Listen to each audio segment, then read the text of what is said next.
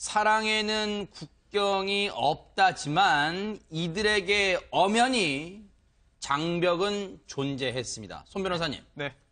2015년에 있었던 네. 일인데요. 3월입니다. 32살 여성 학원 강사가 있었는데요. 네. 그 학원에 중2 남자 수강생이 있었습니다. 그런데 이 둘 사이에서 참 믿기 어려운 일들이 발생합니다. 네. 재작년 가을에 네. 이 여 강사가 네. 이 중2 학생에게 문자 메시지를 보냈는데요. 만나보자. 또 같이 씻을까? 등등의 그런 내용이 들어있는 문자 메시지를 보냅니다. 네. 거기서 끝나는 게 아니고요. 네. 실제로 이 남자 중2 학생이 이 여 강사의 오피스텔로 가고 4차례에 걸쳐서 성관계까지 가집니다. 세상에. 네. 이 사실을 이 남자 중2 학생의 어머니가 알게 되고요. 아이고. 경찰에 신고합니다. 네. 경찰은 수사를 벌였고요. 검사가 이 32살 여자 학원 강사에 대해서 아동복지법 위반 혐의로 기소를 하게 되는데요. 아동복지법에 보면은 네. 여러 가지 그 금지 행위들이 있는데요. 네. 그 중에 하나가 아동에게 음란한 행위를 시키거나 이를 매개하거나 또는 아동에게 성적 수치심을 주는 성희롱 등을 성적 학대 행위로 규정하고 있거든요. 이런 성적 학대 행위라고 판단을 해서 기소를 했고 재판이 이루어졌습니다. 재판까지 가게 됐는데 그러면 재판부 즉 사법부의 판단도 정말 관심이 가는데 어떻게 됐습니까? 사법부는 뭐라고 봤습니까? 네, 작년 8월에 1심 판결이 선고됐는데요. 네. 일단은 그 징역 8월형을 선고했지만 집행을 2년 유예했습니다. 네. 징역 8월에 집행유예 2년이죠. 네. 그런데 여강사는 여기에 대해서 인정하지 않고 불복했습니다. 죄가 없다고 생각하는 거예요, 지금? 네, 서로 사랑해서 자발적인 의사에 의해 동의하에 성관계를 가진 건데 이게 어떻게 성적 학대가 되느냐라고 네. 항소했고요. 네. 검사 역시 형이 너무 약하다라고 해서 항소했는데요. 얼마 전에 네. 이제 2심 판결이 선고됐습니다. 네. 여기에서 검사의 주장을 받아들였고요. 이 여 강사의 주장을 받아들이지 않았습니다. 네. 즉 합의하에 동의하에 한 것이 아니고 이거는 성적 학대다라고 보면서 네. 1심의 형량이 너무 약하다고 봤습니다. 그래서 2심에서는요. 징역 6월에 실형을 선고하고 법정 구속했습니다. 실형을 선고하면 그냥 이제 쉽게 말하면 감옥에 보내는 거잖아요. 네, 그렇습니다. 교도소에 보내는 거잖아요. 일단 구치소에 들어갔고요. 구치소에서 상고하게 되면 대법원에서 상고심 재판을 하게 되는데요. 네. 거기서 확정되면 이제 교도소로 가게 됩니다. 지금 이제 구치소에 이제 구속된 상태고, 그래서 이런 편이 적절할지 모르겠지만 이 여강사 입장에서는 혹을 때려다 혹을 지금 붙인 꼴을 했는데 자기는 잘못이 없다고 생각했는데 지금 법원은 2심 재판부는 무슨 소리냐? 이건 분명히 잘못을 했다. 이렇게 보고 있는데 이 여강사가요. 법정에서 했던 자기 주장 보세요. 당시 이 학생에 대해서 이렇게 얘기를 하고 있습니다. 뭐라고 하냐면 피해자는 만 13세 소년이긴 하지만 한 명의 인간으로서 성적 자기 결정권을 행사할 수 있다. 소년이 180cm가 넘는 키에 육체적으로 상당히 성숙해 있다. 선정적인 메시지를 보냈을 때 싫은 내색을 안 했었다. 염의원님. 네. 이거 이 주장을 어떻게 봐야 됩니까? 이 주장을. 죄송한 얘기인데 정신 나간 주장이죠. 왜 그러냐면 선생님과 제자로 만났기 때문에 네. 어떠한 경우에도 선생님과 제자 간의 이성관계가 세팅되는 것은 우리 네. 사회에서 별로 좋아하지 않는 부분이 있고요. 네. 특히 이 학생은 성적 자기결정권을 가지고 있다고 그렇게 여성은 주장을 하지만 실제로 우리 법상이나 판례상을 놓고 보면 18세 미만의 아동이라고 보죠. 아동들이 가지고 있는 성적 결정권은 네. 거의 없다. 그냥 강제로 끌려간다. 이렇게 보고 있거든요. 네. 이러한 부분을 좀 잘못 생각한 것 같고요. 네. 외국 사례를 하나 볼 필요가 있습니다. 네. 외국에 스테파니 라구사라고 네. 교사가 있었는데 2010년도에 10명의 남자 제자와 이 여자 교사가 성관계를 해서 적발된 사건이 있었습니다. 기억나는 것 같아요. 네, 세기의 판결이었는데 당시에 법정에서 판사님이 이야기한 것은 아이들이 덩치가 다 180, 190이고 성경험도 있었고 하지만 어찌 교사가 학생을 대상으로 성적인 자기의 어떤 욕구를 충족을 시킬 수 있냐. 네. 따라서 1인당 1명씩 계산을 해서 10명이니까 징역 10년을 살아라 해서 선고한 유명한 판례이 있었고요. 네. 최근에 미국이나 유럽에서는 여성 교사와 일부지만 남자 학생 간의 밀월 로맨스를 단순한 어떤 로맨스로 보지 않고 네. 형사처벌 대상으로 보고 있습니다. 그래서 최근에 미국에서는 징역 3년 정도 형이 나오는 네. 중범죄로 좀 처벌을 하고 있고요. 네. 작년 같은 경우도 대구에 실제 현직 여자 중학교 음악 선생님이 15살짜리 자기가 가리키는 제자와 사귀다가 아하. 서방님 문자를 잘못 보내서 어머니가 또 신고한 사건이 있었어요. 네. 그래서 이런 것들이 최근에 빈발하는 걸 보면 네. 여성도 일부지만 성에 대한 어떤 윤리들을 네. 이걸 좀 강화시켜야 되지 않냐 이런 생각이 좀 듭니다. 네. 근데 최명기 원장님, 앞서 그 여강사 재판에서 이게 당당하다고 표현할 수 없어요. 이건 정말 앞서 염원님 말씀의 표현을 좀 빌리고 싶은데 어쨌든 마지막 부분에 또 이런 말합니다. 허허, 중학생들의 성관계 경험이 적지 않은 점에 비춰봤을 때 무슨 근거로 이렇게 판단하는 거예요? 그리고 중학교 2학년생의 성 경험이 우리 사회에 큰 해악이 되는 건 아니야. 무슨 소리입니까 이게 지금? 저는 나중에 여 강사가 나중에 본인이 결혼을 해서 네. 중학교 2학년인 아이를 낳았을 때도 똑같이 주장할 수 있을지에 대해서 한번 의문을 갖다 던져봐요. 네. 만약에 본인의 아들이 이러면은 그때는 절대로 이렇게 얘기하지 못할 거예요. 네. 그리고 여 강사의 생각 중에 조금은 그 다른 부분은 뭔가 하면은 네. 과연 이 남학생이 이 여강사를 여인으로서 사랑했었을지 아하. 혹은 이 여강사가 어떤 성적인 유혹을 하기 때문에 네. 그 유혹에 의해서 이 여강사와 네. 관계를 맺었을지는 우리 사회의 상식을 보면 너무 뻔해요. 네.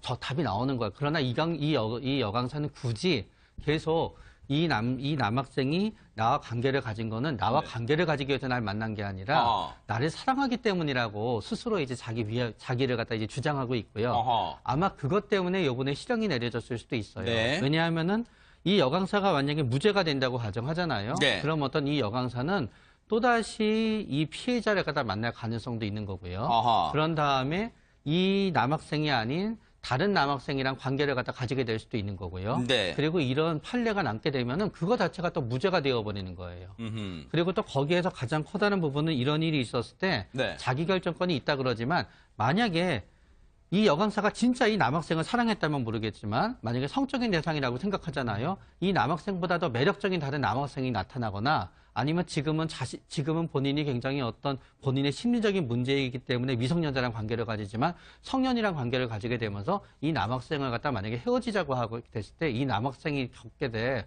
어떤 거 자기가 버려졌다는 느낌에 의한 네. 분노와 우울과 수치심은 그 누구도 예상할 수 없는 거예요. 버려졌다 또는 이용당했다 뭐 네. 그런 어떤 상당히 공황 상태가 올 거 아니에요. 그런데 손 변호사님, 네.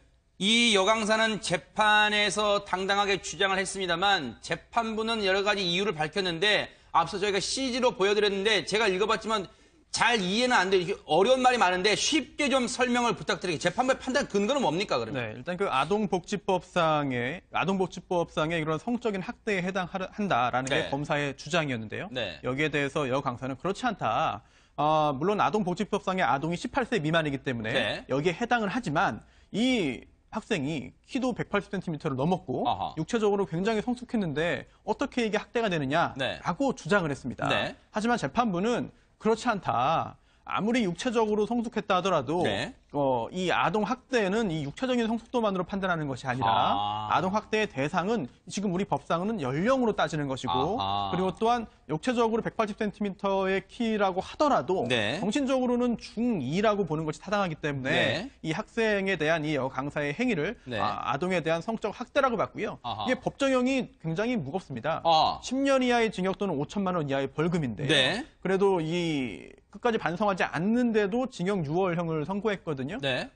물론 이제 대법원에서 형이 더 올라갈 수는 없겠습니다만 일단 이 여 강사 입장에서는 대법원에까지 가서 끝까지 이제 항변을 할 것으로 보이는데 네. 대법원의 판결이 나와야 이제 네. 확정 판결이 되니까요. 그때까지 가야 될 거예요. 근데 애초에 1심 끝난 이후에 이 여성도 이 재판부의 판결을 받을 수 없어서 항소했고 검찰도 형량이 낮다 해서 항소했잖아요. 근데 형량은 1심에서 나왔던 징역 8월보다 더 낮아졌어요. 이 개월 수는.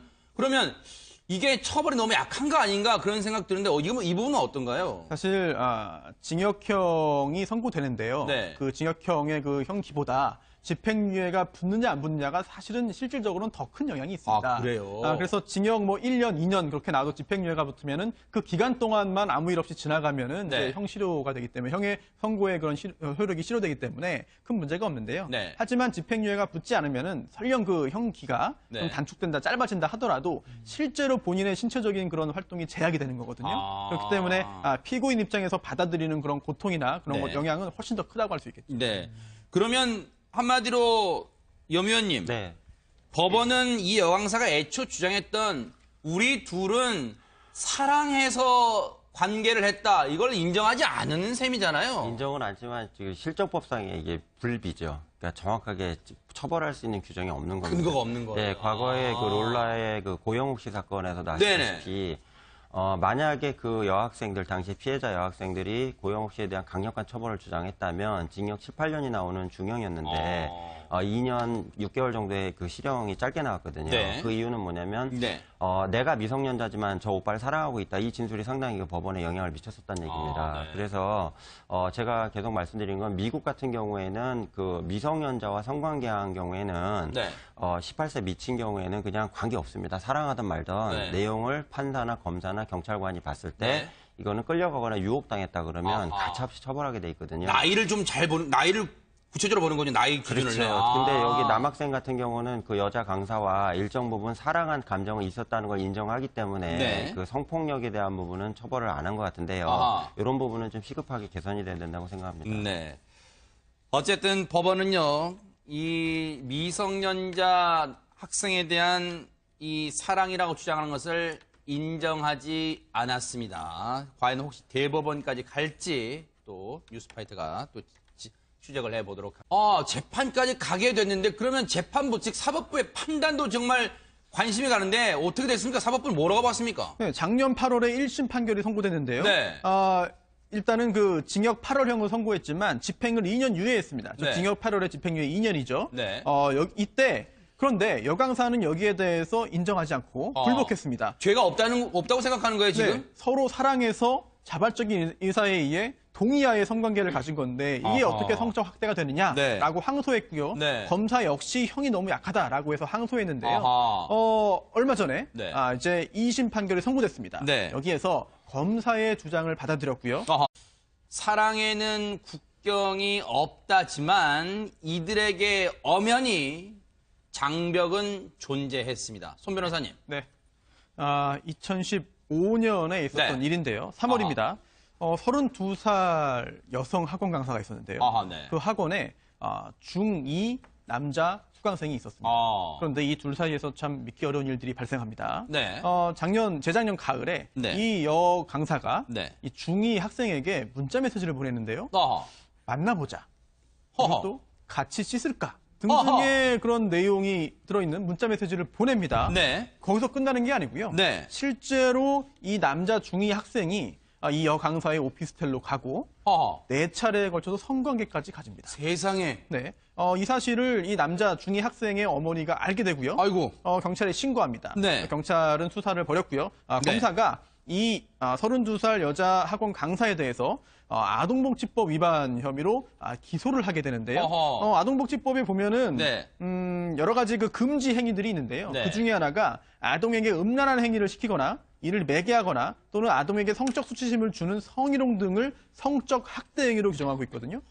이런 성적 학대 행위라고 판단을 해서 기소를 했고 재판이 이루어졌습니다. 네. 지금 법원은 2심 재판부는 무슨 소리냐? 이건 분명히 잘못을 했다. 이렇게 보고 있는데 이 여 강사가요. 법정에서 했던 자기 주장 보세요.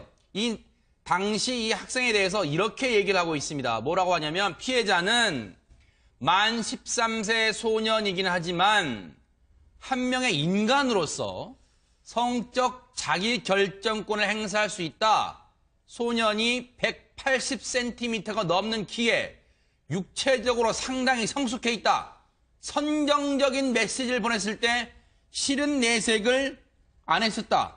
이 여 강사의 주장을 받아들이지 않았습니다. 네. 즉 합의하에 동의하에 한 것이 아니고 이거는 성적 학대다라고 보면서 네. 1심의 형량이 너무 약하다고 봤습니다. 그래서 2심에서는요. 징역 6월에 실형을 선고하고 법정 구속했습니다.